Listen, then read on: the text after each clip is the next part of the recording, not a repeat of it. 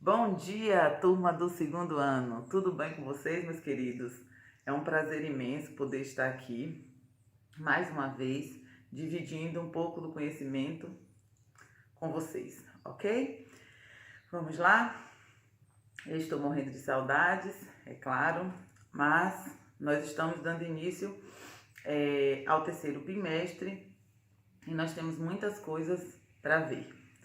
E hoje eu vou começar falando um pouquinho sobre um período que foi impactado pelos avanços, pelo surgimento da industrialização.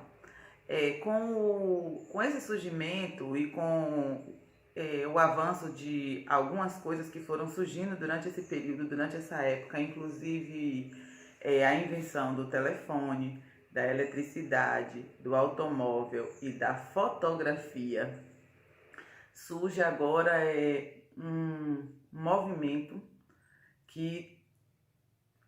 onde os artistas tiveram uma nova maneira de pensar e de agir. Por quê? Porque com o surgimento da fotografia, a fotografia ela transmite o quê? A realidade.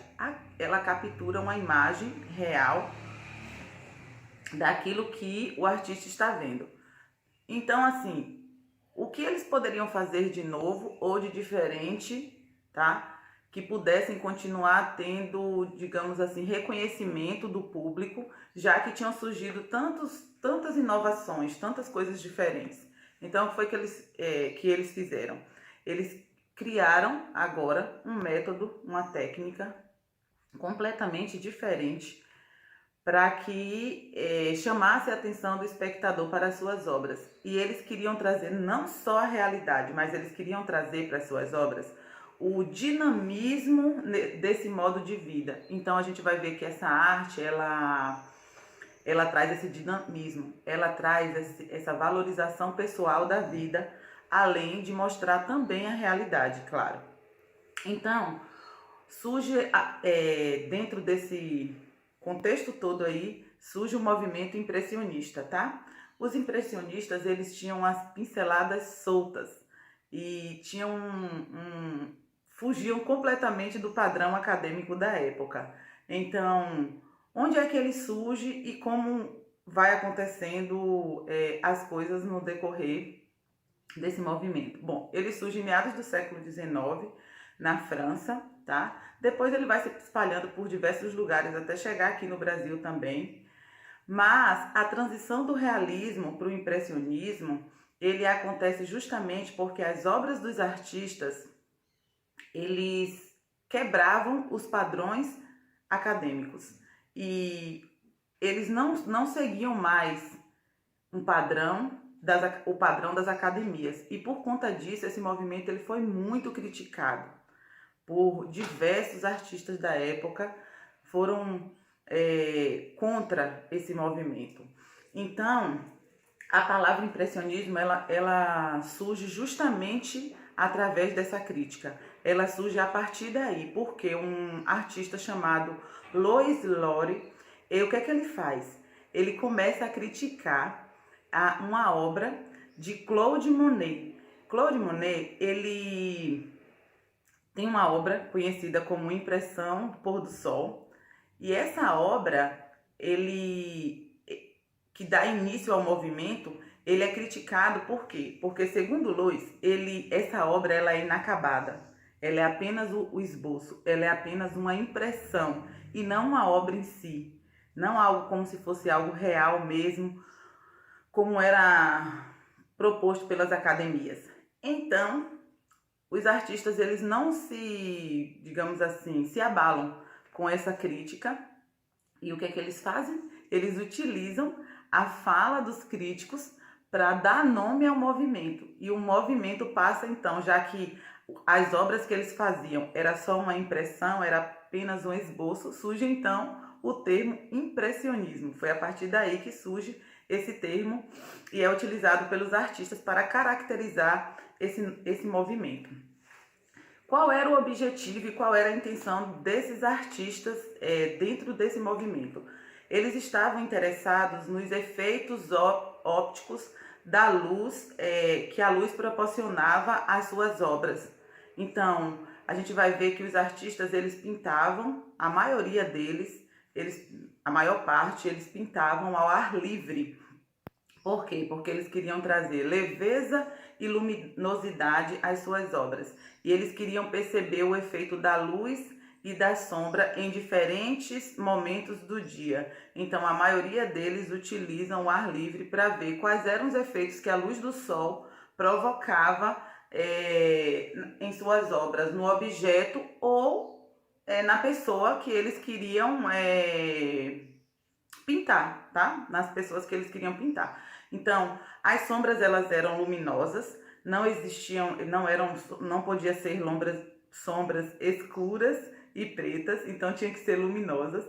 E a pintura foi a linguagem que mais se sobressaiu na época. A gente vai ver que dentro do impressionismo existem outras vertentes, outras linguagens, mas a que se sobressaiu, que foi destaque, que chamou atenção, foi justamente a pintura, porque os artistas, eles se empenharam mais nas artes plásticas mesmo, tá? Nessa questão toda de estar pintando as obras e mostrando esse efeito da luz solar, né, sobre a sua obra. Então a gente vai ver o seguinte, alguns artistas nessa época, eles se destacaram. A gente viu, eu falei para vocês que o precursor e a pessoa que deu o pontapé inicial para esse movimento foi Claude Monet. E Claude Monet, ele foi um pesquisador nato dos efeitos da luz sobre suas obras. Ele pesquisou em diferentes horários do dia e em várias épocas do ano quais eram os efeitos da luz sobre um determinado objeto.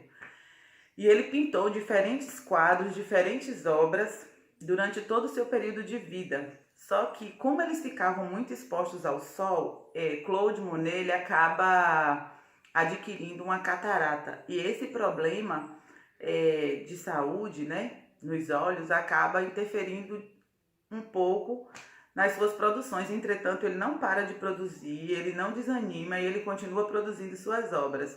Só depois da morte de sua esposa é que ele acaba ficando meio deprimido, mas isso também não faz com que ele pare de pintar, não. E aí ele encerra sua carreira, né, e falece aos 86 anos, onde até essa época ele continuava pintando.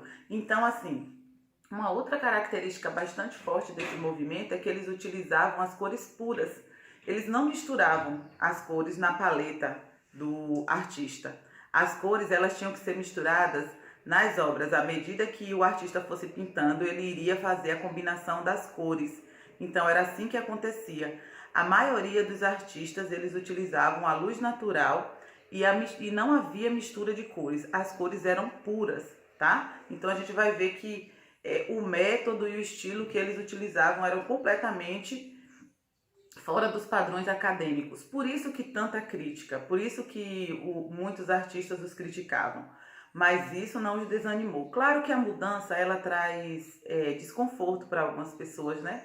Mas a gente vai ver que depois desse movimento, muitas coisas mudaram. Sabe por quê? Porque durante esse movimento, a gente vai ver também que aconteceu a liberdade de expressão. Antes, os artistas, eles só podiam seguir um padrão. E nessa época, eles adquirem essa liberdade de expressão. Eles podem expressar em suas obras aquilo que eles queriam. E esse movimento, ele vai trazer essa liberdade para os artistas dessa época. Um outro artista também que nos chama a atenção é Edouard Manet, tá? A gente vai ver, a gente viu agora Claude Monet e Edouard Monet. Manet, desculpa, é bem parecido os nomes, né? Só muda uma vogal que vai fazer a diferença nesses nomes franceses. Então, o Edouard, ele também teve muito destaque em suas obras, tá? E ele tinha um ateliê barco. Olha que interessante. Ele tinha um ateliê barco que era onde ele utilizava para fazer as suas paisagens. Aí o que é que ele observava?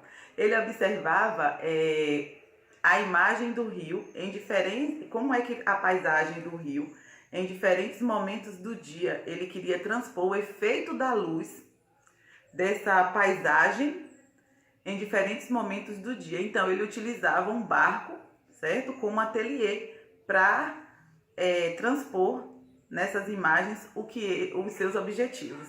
Então, a gente vai ver que ele inspirou diversos outros artistas através dos seus métodos que eram fantásticos. E ele, além de servir de inspiração, né, ele também fez muitas obras utilizando esses efeitos da luz ao ar livre. Mas, além de Edouard Manet, a gente vai ver também Edgar Degas. Edgar Degas, ele é diferente dos outros artistas. Em que sentido? Bom, ele foi um dos artistas mais famosos do período também, gente. Mas ele utilizava a luz artificial. Ele não utilizava a luz natural. Ele era completamente diferente, tá? E ele valorizava o desenho. Ele valorizava o desenho. Mas, além desses três que eu já citei, também existia um outro artista muito famoso, né? Durante esse período, que foi Auguste Renoir. Ele demonstrava em suas obras otimismo, entusiasmo e tranquilidade em suas telas. Então ele trazia uma leveza maior às suas obras e por conta disso ele acabou se inspirando também em Edouard Manet. Então a gente vai ver que diversos artistas durante esse período eles estudaram bastante, pesquisaram bastante para transpor esses efeitos ópticos da luz em suas obras, que é basicamente as características principais desse movimento, ok? Mas aí você poderia me perguntar, e aqui no Brasil, quem foi o artista que mais se destacou? Só teve um? Teve mais de um? Quais foram eles? E além da pintura, houve destaque em alguma outra modalidade artística? E a escultura? Bom, eu não vou aqui dar todos os detalhes para vocês, porque assim vocês também não buscam conhecimento, ficam recebendo tudo mastigadinho e pronto. Então, a nossa atividade de hoje ela envolve pesquisa. Pesquisa a respeito dos artistas que se destacaram aqui no nosso país e também sobre outras modalidades artísticas que fizeram parte deste movimento. Então, um beijo e até a próxima aula.